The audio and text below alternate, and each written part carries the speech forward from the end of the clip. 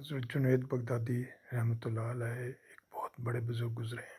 ایک دفعہ ان کے پاس ایک عورت آئی اور پوچھا کہ حضرت آپ سے ایک فتویٰ چاہیے کہ اگر کسی مرد کی ایک بیوی ہو تو کیا اس کی موجودگی میں دوسرا نکاح جائز ہے؟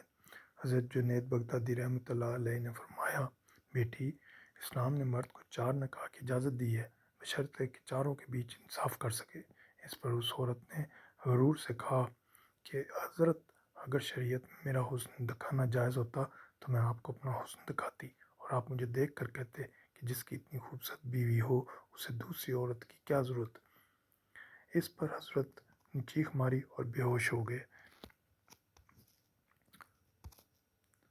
جب حضرت کو ہوش میں آئے تو مریدین نے بے ہوش ہونے کی وجہ پوچھی تو حضرت جنید رحمۃ اللہ علیہ نے فرمایا کہ جب عورت مجھے یہ آخری الفاظ کہہ رہی تھی تو اللہ تعالیٰ نے میرے دل میں یہ الفاظ القاء کیے کہ اے جنید، اگر شریعت میں میرا حسن دیکھنا جائز ہوتا تو میں ساری دنیا کو اپنا جلوہ کرواتا، تو لوگ بے اختیار کہہ اٹھتے کہ جس کا اتنا خوبصورت اللہ ہو اسے کسی اور کی کیا ضرورت ہے۔